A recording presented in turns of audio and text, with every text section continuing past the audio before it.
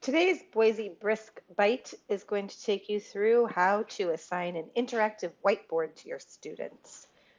So if I am looking here at some of my content, I can come in and copy my learning intentions and success criteria straight from the BSD content page. I'm going to click my little letter B. And then what I really want to do today is create a boost student activity. This is something that'll become an interactive activity that my students can use to show me what they know. So I'm going to click on that. I don't want to use this entire document, which is why I copied and pasted my learning intentions and success criteria ahead of time. I just want to start from scratch. When I do that, I'm taken to a page where I get to choose what type of activity I would want to do with my students. For today, on this Boise Brisk Bite, we're going to go over the interactive whiteboard. I could select a class if I have one, or add a new one if I need one. I'm working with 10th grade right now, I do believe, and I'm going to drop my learning intentions and success criteria right here in my input box. So you could see this is my success criteria. These are my learning intentions. I'm not going to choose any of these activity ideas at the bottom because that's not what I'm doing today. Today, what I want to do is a whiteboard activity using my learning intentions and success criteria that I copied and pasted. If I had a rubric for this, I could add it. If I have standards, I could add that too. But for now, since I don't have that, I'm going to press continue. When I press continue, I'm going to be taken to a page where I get to choose the questions, build the AI guardrails, and develop the scaffolding over time. These are the questions that my students will be asked to draw pictures for and do some documentation of. I can edit these, I could delete them, I could add new ones. I can come into my AI guardrails, and of course you're always free to copy and paste these guardrails or the scaffold into your favorite large language model like Gemini for education, for example, and make that guardrail exactly right for your class, or make the scaffold exactly right for your class. Only you know the not personal identifiable information about your class as a whole to be able to build the right scaffold. After a time, you won't need to do this anymore if you continue to use interactive elements with your students, because Brisk will use its insights to help build your next lessons for you. Anyway, I'm getting ahead of myself. Double check your AI guardrails, double check your scaffold, and when it looks the way you want it to look, go ahead and press Create Activity. You'll be taken to a page where it shows the whiteboard tools. Pro tip, have students do a low entry whiteboard activity first, like what's their favorite things, or something that's really easy to navigate and not academic, just so that they can figure out the whiteboard tools over here on the side.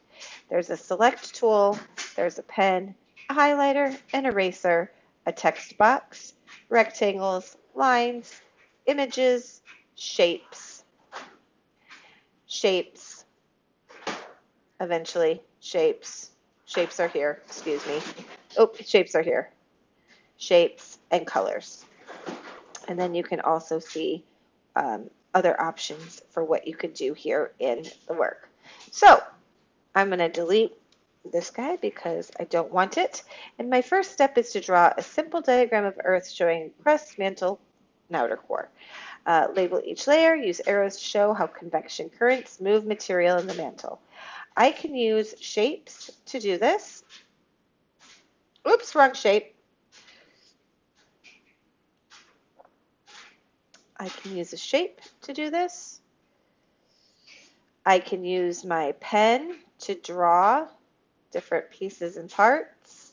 I'm not an artist, but here I am today doing the things that I do. I might choose to make this green here. Let's erase. We can erase what we don't like. There we go.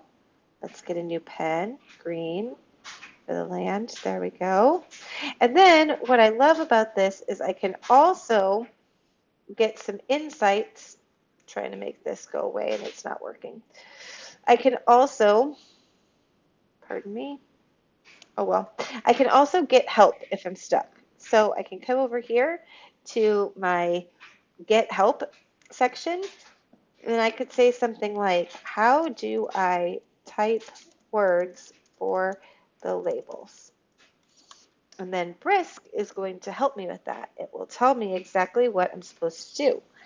I have a choice of the language that I'm interacting with in this chat space.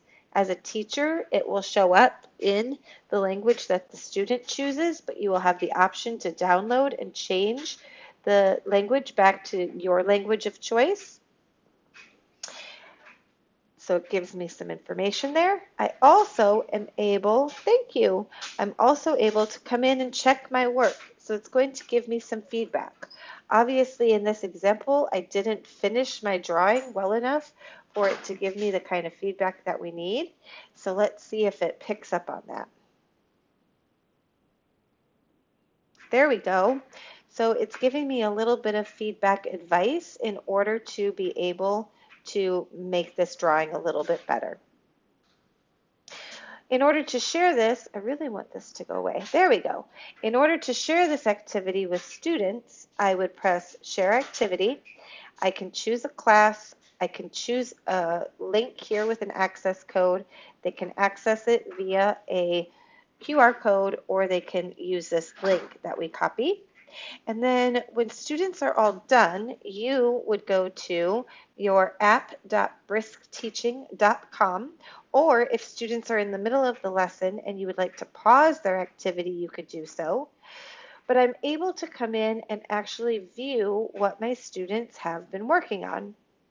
I could see the feedback that was given. I could see any interactions that my students had. I could download the chat. If I had a full class, I'd be able to toggle the names down here at the bottom. I also would note that these 1, 2, and 3 will change different colors as students work. And if students are doing anything nefarious or really struggling, I will get a small triangle right here next to their name so that I can help them when time is needed. So this is just one interactive activity that you can try with your students.